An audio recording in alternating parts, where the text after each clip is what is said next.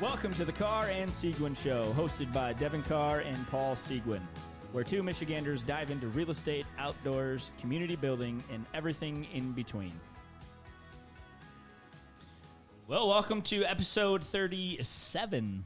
Ooh, 37. Yes, sir. All right, buddy. We're moving along. We got Yes, an amazing guest this week that I know we are both very excited to have on. Very excited. The legend from the Michigan Out of Doors Television, Jimmy Gretzinger, is joining us today on our show. Jimmy, are you there? I am here. I'm just looking out the window. I think I should be out in the woods today, though. Right, yeah. Heck yeah. Well, thanks for coming on. We appreciate it. Like we talked before, anyone that's really grown up in Michigan and loves the outdoors, Thursday nights or Saturday mornings, your show always is on their television. It's been on for a long time, yeah. It started back in the early 1950s with Morton F., and it's been on there's a couple years there where it was not on, but didn't take too many breaks, and it's kind of grown and changed over the years as technology has changed and whatnot, but you're still just trying to tell the story of the Michigan sportsmen and women, and so the stuff changes, but what you're trying to do kind of stays the same. Right. There's no better state in the country. Well, right. For outdoors. It's pretty diverse. Yeah. The Four Seasons, it's the best state. I know my wife constantly always wants to travel outside of Michigan, and I keep just bringing it in. No, we're just going up north. Let's just go up north.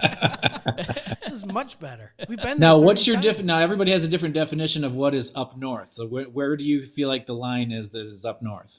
So that is a very good question. Actually, I think us Michiganders is how it's pronounced, but Highway 10. We go north of Highway 10. That's when north really begins. Yep. And I would say I listened on the radio probably 2 months ago. They were talking about, just as fall was kind of creeping up, people were like, as soon as there's trees in between both sides of the highway, that's when we're up north. It was like, that's not that far. Yeah.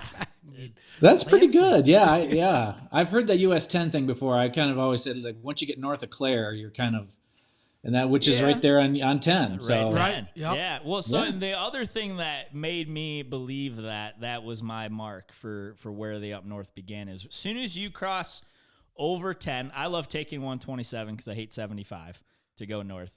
But as soon as you cross over Highway 10, in the matter of minutes, you drop a couple degrees. So that to me is where it's like, see, now you're up north. It's cooler.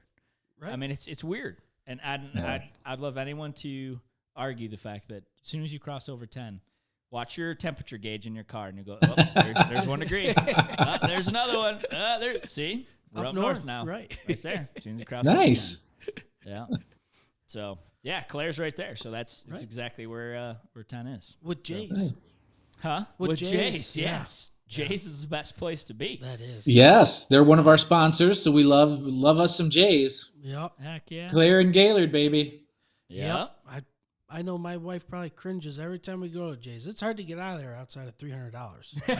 It's like it's going very to Costco. hard. I know. It is like going to Costco. I bought 2 things. You know you're about to just drop a couple $100 bucks. Yeah. They should just take your wallet when you walk in and just I know just they take what you want. should. Make it much easier. Put a little wallet drop box. Right. Ooh, Yeah. that's good. So so tell us a little bit, obviously, of your history with the show and how you got involved in obviously where you guys are at now. Yeah, well, I got involved back in 1998. So I've just finished 23 years and working on my 24th year. And I was, how old was I then?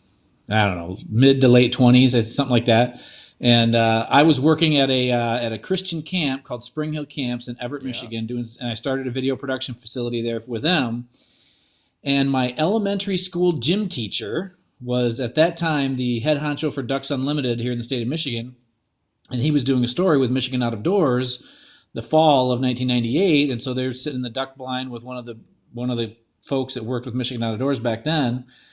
And they said, yeah, we're looking to hire somebody, a new guy, the low man on the totem pole. And he said, well, hey, I know this kid who graduated from Michigan State with a degree in broadcasting, and he grew up hunting and fishing. And they're like, oh, well, have him get a hold of us. So it all came about because of my elementary school gym teacher was sitting in a duck blind with Michigan Outdoors. So they got a hold of me and they said, well, send us some stuff that you've edited. Because I was doing basically the same thing before. I would shoot video for 3 or 4 days, then edit for 2 or 3 days, and then turn around and do it again.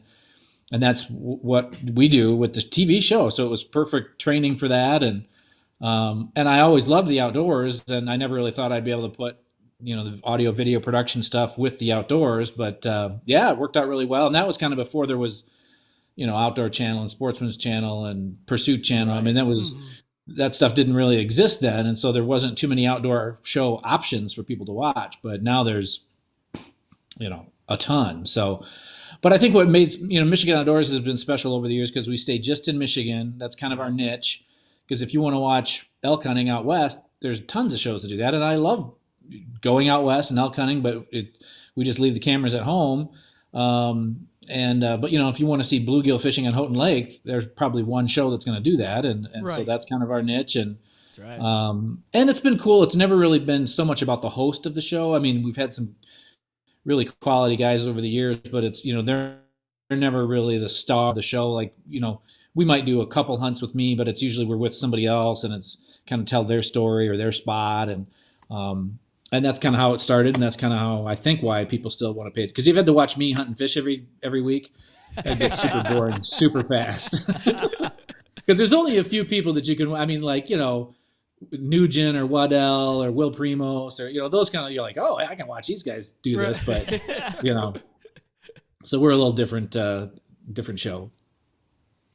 No, it's a great show for the outdoors, and I think it's great in that way, though. At the same time, right? That it's not always about the host; it's about Michigan people that enjoy the outdoors, as we all do.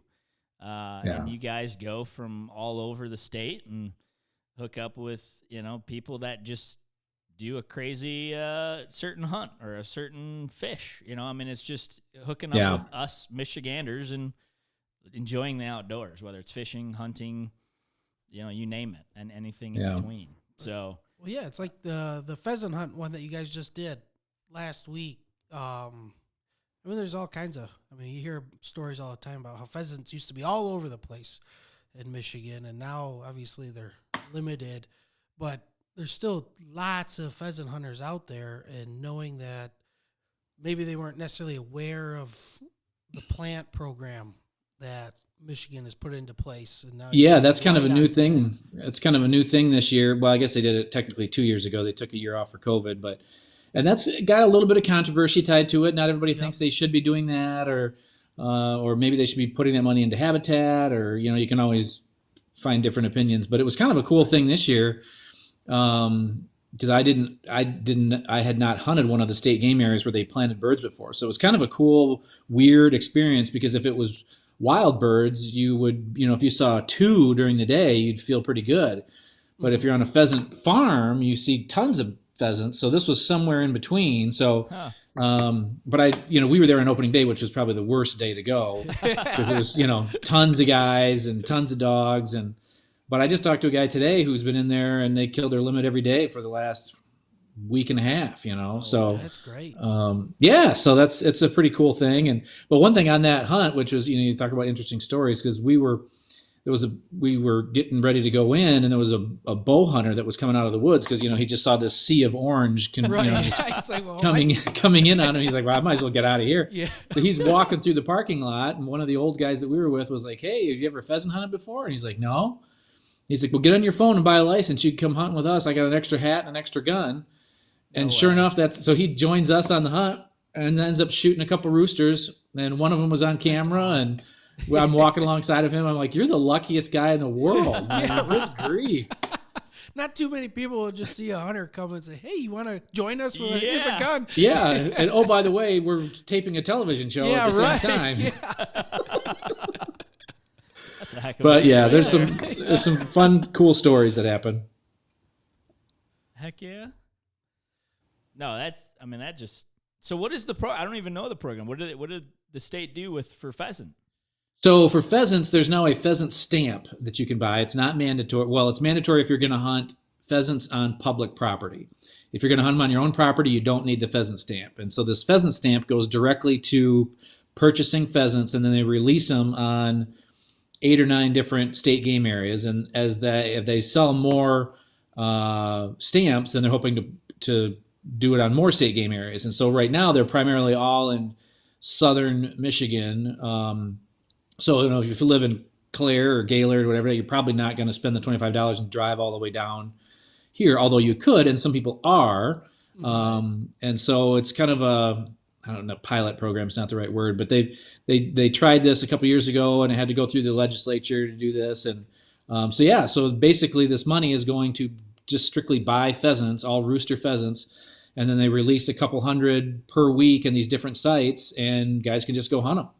So it's similar to like a put and take program. So some of I don't know if you guys know that, you're probably too young for that, but back in the day, they used to do a lot of put and take, which is basically they would put the birds in the field and then the hunters would go through, but everybody knew right when they were releasing them, right exactly where they were. So it was just you look for the tire tracks and then the boot marks and you go, there's deal. One around here. So now they do them at night. Nobody knows exactly when they're doing or how many or whatever. So they just release them out of the boxes and off they go. And then you chase them, typically with bird dogs and whatnot.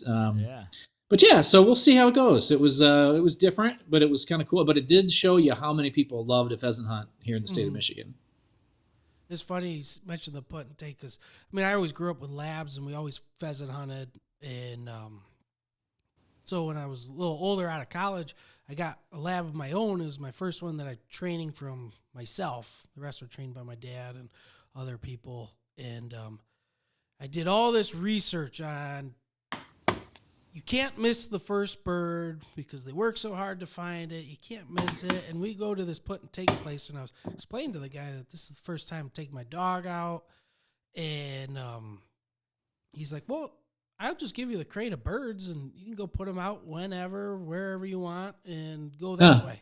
I said, oh, okay. Well, it ended up being just like a total disaster. I'm trying to grab these birds out of this little cage, and then I'm putting them down, and I finally get the first one down, and we're looking for it and everything. And, of course, my dog does everything right, and I'm so worried about everything, I missed the first one. And it's like, oh, well, this is just terrible. And then there was this rooster in there that was just, he was so angry, which I could see why. And he just peck you to death. Your hands as you're trying to grab him. And this whole time I'm trying to grab him, and I'm like, I just need to shoot this one. And I go to put him down. I finally go to plant him.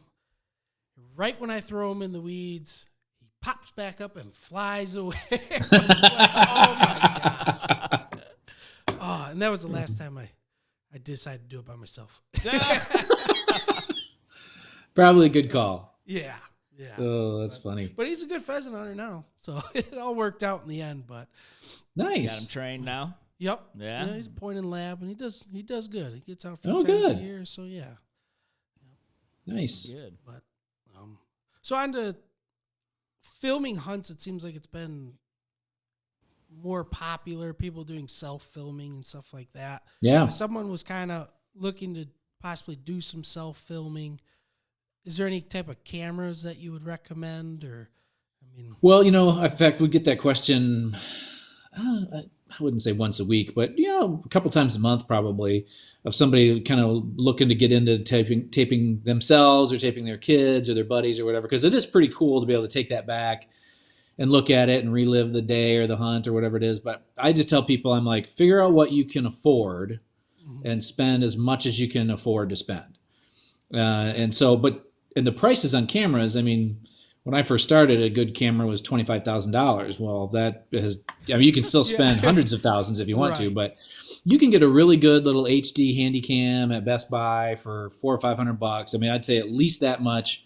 Okay. If you can go between 500 and 1,000, you can get some, and they have a good zoom on them. They're crystal clear. They're perfect for, looking at your own hunts. And now if you're trying to get a little bit more serious about it, like, hey, I'd like to maybe submit it to some different shows, some of the cameras that, in that like $2,000 to 2,500 range are really nice cameras some of the stuff that we use is in that range. We have some that are more above that range as well, but that's really all you need.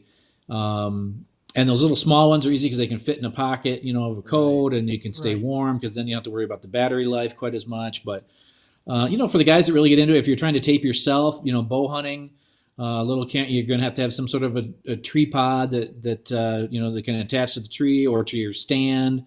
So there's lots of options as far as that goes. And really GoPros anymore the video quality out of a GoPro camera is unbelievable. So we use those all the time for secondary and third camera angles or whatever else. So, you put one of those kind of up above you and then your other camera off to the side on a little tree arm or whatever. And that's what we do. Mm-hmm. Or turkey hunting, turkey hunting is a little bit easier because you're not hanging in a tree. So you can, set up a little tripod next to you, whether you're in a blind or, just sitting on the ground. So more and more people are doing that, and in fact, let's see, it would be the show that airs, this week.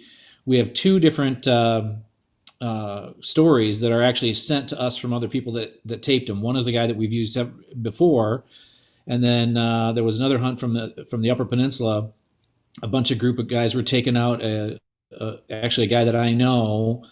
Who's in a wheelchair on a hound hunt for a bear, and they ended up dragging in a sled and then carrying this disabled hunter, super great guy, a mile back into the woods so he could shoot this bear. And it it's a powerful story of people giving back and doing good things. But those were all shot on their own, that kind of camera, and it, and you'll be able to see it this week, and a lot of it looks really good, so. So it doesn't take much. No, I was honestly even just thinking about doing it like this year deer camp. I'm like, should just go buy a camera. Yeah, start with one of the ones that are in that, that cheaper range, because it's pretty tough to do, and you hate to go, blow a couple grand and then be like, this is a pain in the butt, because once you start doing it, you realize like this is unbelievably hard to do. And then, and then if you do capture something good, you want to be able to edit it together so that you can show it to your buddies or family or whatever else. And they don't want to sit there and watch you see nothing for 4 hours and then all of a sudden that. Oh, we have a lot of that. Seconds. We have a lot of that. Yeah. Well, you see all those fancy, like the sticks that go into the tree. Yep. Especially if you're doing like a self, hunt record, and they can whip it around and then come, Oh, yeah. Yeah. Fancy. It is. I always talk about doing it, but I have a hard enough time You're shooting a deer just as is. I mean, I don't need something else to make them blow at me. That is true.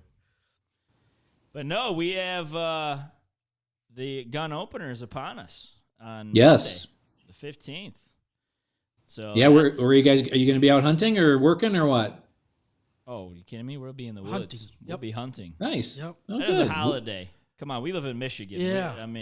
Does Ford? I wonder if there's still many give it a day schools that off? even have that off anymore. I think they still do up north, but I live over here in West Michigan, and I don't think it's on anybody's radar that it's November 15th coming up. Yeah. It's a shame. Come Yeah, on, I Michigan. don't know if that one's coming back the way things are going. Or they're giving school off. Yeah. But No, I know Ford. Ford used to do it. Ford used to do it. They used to Yeah. give the whole day off just because it was that. It's like a holiday. It is a holiday. I mean, it's like Christmas morning on opening day. Like, let's go. Because they've talked about changing it too to like the weekend. And then That's been kinda in says discussion it's- for, I think ever since I worked on the show, I can remember people bringing it up, and there's, and I can see both sides of it. It would be really nice if they opened it the second Saturday of the month, because then everybody knows, they can take that weekend and they can go hunt. And if it was opens on a Saturday, all those little businesses up north would get more business. And Oh, yeah.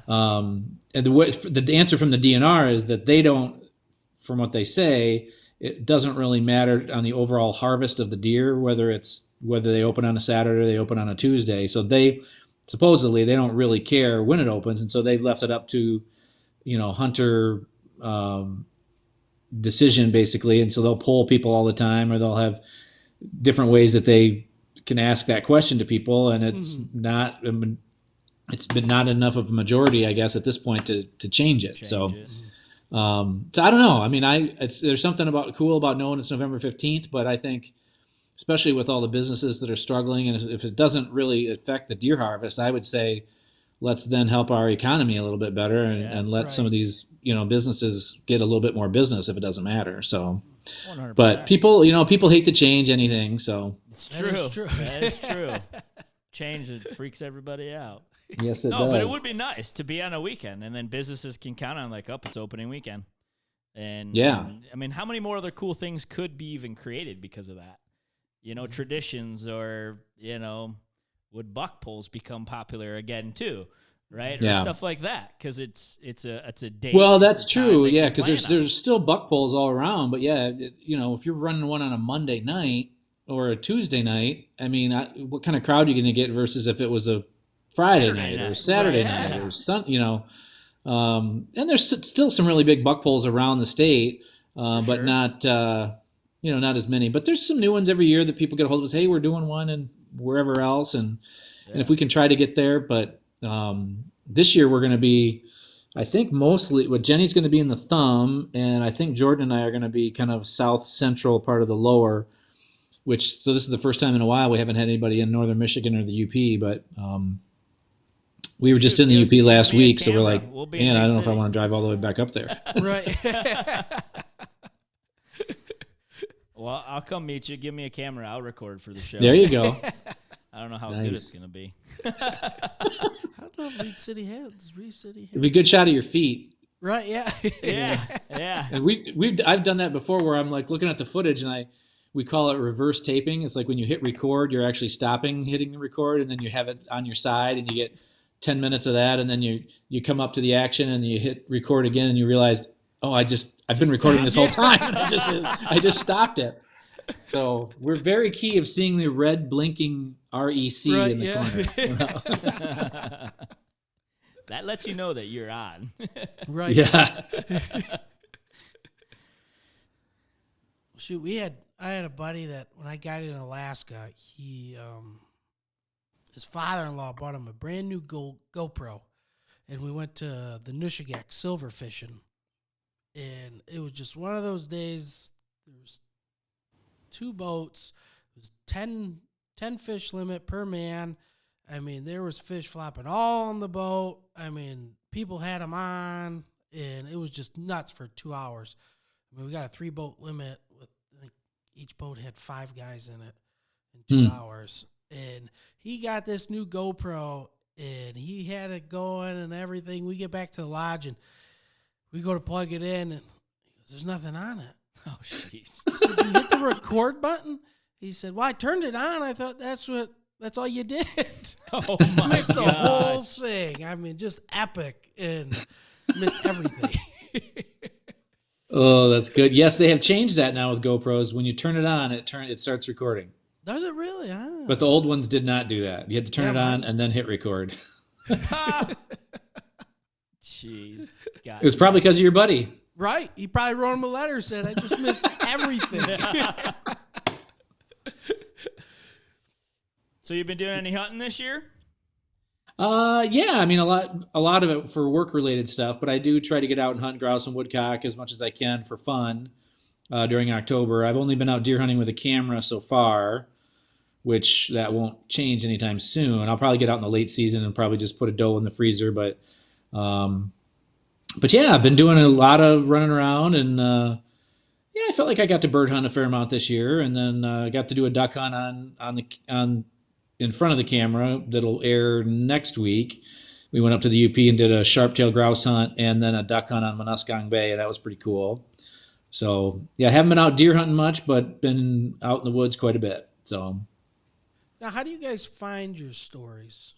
What would you say? I mean, a lot of it, I would say 60% maybe is probably from viewers, that contact us saying, hey, would you like to come do we got a really good goose spot and, for late season or whatever it might be. And so we'll talk to them and kind of pick their brains a little bit to see if they kind of know what they're talking about. And, and you roll the dice and, you sometimes you just don't know, but we get a lot of them from viewers. Okay. And then if it's so, let's say for opening day, coming up, we have, throughout the year, people will say, hey, we got a good camp, or we got this, or we got that. And you kind of, as you get closer, then kind of whittle those down to maybe 2 or 3, and then kind of talk with them and say, okay, what are you seeing? How's it looking? Mm-hmm. And for opening day, we're also trying to find kind of a camp angle to it. So it's more than just, here's Joe in his tree stand shooting a buck. It's like, well, right. here's their deer camp, or they're staying at home, but they have family that come in, or so trying to find something more of a story that you can tell. But yeah, so but if there's a season coming up, so for instance, I think there's a 2-day duck and goose hunt. I think it's like January 31st and 1st, or 1st and 2nd, or something like that. Yeah. And so if something like that's coming up and we don't have anything going, then we'll usually reach out to some of the guys that are waterfowlers that we know and say, hey, are you going to be hunting? Do you think we could tag along? That kind of stuff. But and then we do some of the stuff on our own. Like Jordan has been taping himself all bow season, and he's got he shot a beautiful buck early in the year and passed up a couple dandies. So this week we'll have kind of his wrap up of the bow season, and so some of that stuff we'll do on our own. Turkey season we do a lot just on our own. But we try to get new people on there as well. So, but yeah, a lot of it comes from viewers. Okay. Well, I will say, I mean, just Paul and I mean, we've reached out to a good number of people to be on the show and to contact you guys, and was like, well, we should just try it. We'll just try it. And I mean, it wasn't even like a day later and you already responded versus other people that don't even respond. I mean, we're thinking Michigan Out of Doors is it's a big deal. It's a big deal to us. Yeah. And we're thinking maybe 2-3 weeks later, maybe we'll get an email or something. But I mean, in terms of your guys' willingness to come on and be part of our show, and I mean, we're just nobody essentially. And you're like, yeah, sure, no, I'd love to do it. I mean, that just speaks volumes to you, and I mean, the product that you guys put out there. Well, I appreciate you saying that. Yeah, I mean, people have been really good to us along the way, and anytime there's an outdoor event or an outdoor show like what you guys are kind of doing, and I mean, anytime that there's people that are elevating the outdoors, I think for all of us in the outdoor industry, that just helps, kind of raise all the boats together. And so, yeah, we're happy to help out when we can. And we can't be at anything. We do have to say no to a lot of stuff, which, is sometimes hard because people have some cool stuff going on, or, and sometimes you have to say no to a really cool event that you want to go to because you're already booked or something else. But, that's just part of the deal. But, yeah, there's so many good people that, I mean, people ask what's the best part of the job. And yeah, it's fun to be able to hunt and fish and do that and be in that industry. But it really comes down to, for me anyways, to the people that you meet along the way. And, for me, deer camp is much more fun than deer hunting in a lot of ways. Right. And yes, everybody wants to shoot a nice deer and put meat in the freezer. But for me, and maybe it's just because I'm getting older too, but the whole camp part of it means more and more to me than and just spending time with friends and family and new people. I mean, I was just at a deer camp this past week that was focused on getting people in wheelchairs back into the woods, and I didn't know one of those people from a hole in the wall when I got there. But after a couple drinks, we're sitting around the fire and getting to know their story. I mean, it's just awesome, So you just feel like you get to meet new friends all the time, and some of them you stay in touch with for years, and some you never see again. So, I mean, I think that's the beauty of two parts there that I just kind of wanted to touch on that you just said too is one, and that's the biggest thing that how we do this, why we do this show, and really even how we operate on a business level, and that's why we've partnered together, Devin and I. Is it's about the people, it's just about relationship. But on top of that too, like the outdoors just brings people together, right? And I piggy right off you. Heading to deer camp on Friday this week, it's like, yeah, of course the buck is always the goal, but it's like, I literally have given a week of what meal I'm bringing. For the food to eat. Yeah. Because it's a big deal. Like we all chip in and bring one big meal. And I'm like, well, what am I going to bring this year? Right. And then it's just like, getting all the snacks, and it's just like the bonfires and that's the fun stuff, Yeah. Like, and just you reminisce and you share stories, and You create new Yeah. memories. Yeah. But I wanted to get your opinion too. I have a real close friend that does a lot of outdoor stuff, and I was curious on your take. As you guys travel all over the state, obviously for your show, have you noticed an increase at all into the interest because of COVID? Just getting people outdoors. Yeah, even yeah, the I mass think consensus about it. yeah, for sure. I think especially that when COVID really hit there early on, I think it was the only thing you could do. Right. I mean, it was, and for us trying to figure out what we can show and not show. But yeah, I mean, and I don't know if anything. I don't think it was the supply chain thing at that point. But I mean, you couldn't find a shotgun or a halfway decent fishing pole yeah. or a camper I mean, the Bike. state parks were full. And yeah, I think it's been awesome. Now, the question is, can we continue to see some of those numbers rise? And I can't remember. We had some of these conversations with the DNR when kind of during that time frame, and we're like, well, how do we have all these new people that are, either getting back into it or trying something for the first time. How do we capture that? And so I know that's something they're trying to work on too, and trying to boost that up. But yeah, for sure. I think we saw a bump in everything from hunting and fishing licenses to you name it, which has been awesome. I mean, I got a friend here in town. I live in Grand Haven, and they have a kind of a nice higher end outdoor shop, not hunting and fishing outdoors, but like hiking, biking, not biking, but hiking and camping. And they sell kayaks, and he could not get enough kayaks. And he's like, they were sold before they even got here. He had one guy come in, and there's one that was bolted to the ceiling. And he said, hey, could I buy that one? He's like, it's got a hole right through it. He's like, oh, I can fix that. Well, I got that rubber flex seal. Right, yeah. Have you just seen the commercial with the guy in the thing? The guy's in the water in the boat.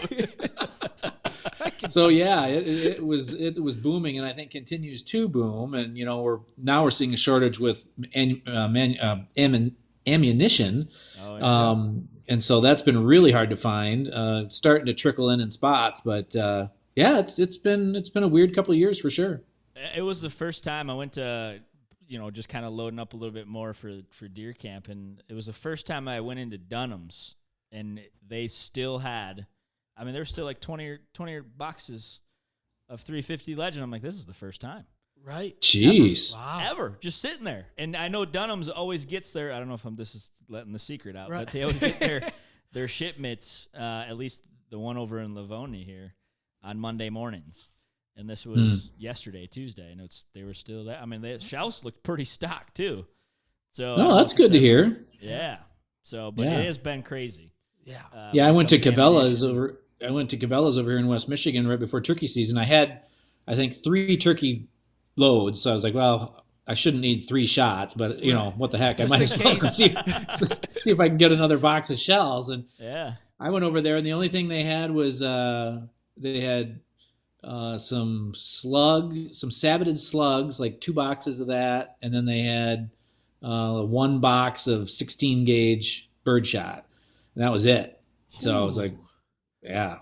So, but and I think they're getting them in now, and they don't, instead of just putting them all out because then people are hoarding it too. They're like, well, I need 20 boxes of 350 because I'm never going to get them again. Well, so they'll just put out 4 or 5 boxes and then another 4 or 5 or whatever. But the limit 1 per person was annoying. Like, and then they'd be like, well, it's 1 per day. Like, so I'm going to show up every single day just to get 1 box. Yeah, I mean, I get it. You had to control the supply, and the demand was insane with very little supply. But it seems to hopefully be coming around. Yeah, yeah, I think it is. Yeah. So, well, good. I know. So I know you've mentioned a couple shows coming up, and you guys are going to be in. You said you and Jordan are going to be in the southern central part for opener, and Jenny's going to be in the thumb. Yep, and then we just kind of we just kind of roll with the season. So we'll do most of November, because that stuff will air kind of on Thanksgiving, and then we'll try to get in. We'll also try to get in. That second week of the season, we'll try to get some action there. And then we'll get into December. We'll start getting into some winter steelhead and that kind of stuff. And then January, February, hopefully we got some hard water somewhere in the state and we get into that and rabbit hunting. And then, that rolls right into the spring and it's turkeys and spring fishing. And it just keeps rolling here in Michigan. And which is so cool. We have such distinct seasons like we talked about before that there's always something new to cover. And we try to look for those different kind of stories that maybe you haven't done before, like sharp-tail hunting last week in the UP, or we did some burbot fishing last year. We might do some more of that this year. I just ran into some people that do a burbot camp on Mullet Lake, and I was like, well, that sounds pretty cool, right, So what the heck? Heck yeah. So we're always looking for stories. We're always looking for new people. So, if something comes across your guys' radar or one of the listeners, you can always check us out on our website. We got our emails on there. You can just Google Michigan Outdoors TV and we'll pop up and, let us know if you got a story you think we should come do. Love it. Yeah. You got anything else? No? No, I'm happy. No, I know we're just we were talking off air and it's just we're very excited and honored to have you on, Jimmy. Obviously, we both have grown up watching the show, regardless of who the host. It's awesome. Just an amazing show. We love how it's just central to Michigan, right? And that's Yep. It is. Michigan's a great state. There's a lot to do outdoors, and like you said, there's always new things every season. Fishing, hunting, bird, you name it. There's always opportunities to be outdoors and enjoy it. Yeah, it's a great for place sure. to be. Well, I appreciate you having me on, and good luck on the opener first off, but with your show, thanks. and hope it takes off and you guys become millionaires, and you'd be like, I remember when we first had Jimmy from Michigan Outdoors. We should send him a big check, Right, yeah, there you go. Hey, if we get the big Michigan Outdoors TV bump, we'll definitely. Yeah. Well, then you can get that bourbon sponsorship you wanted, right? Right. There Yeah. you go. Yeah. That's it's in the store. It's coming. Got to have a plan. You got to have a plan. That's right. Yep. That's right. You can just put it in action. Let's go. No. Well, thanks, guys. Yeah. Well, thank you, Jimmy. Yeah. We'll look forward to seeing some of the coming shows. Awesome. That you got going, and again, we just appreciate it. It was a good time. So thanks for coming on with us. Thank you. Take the time out of Thank you, guys. your Good busy luck. schedule. Thanks. All right. Thanks, Jimmy. Well, I'm Paul Seguin with eXp Realty. And I'm Devin Carr with Gold Star Mortgage. This is the Carr and Seguin Show. See ya.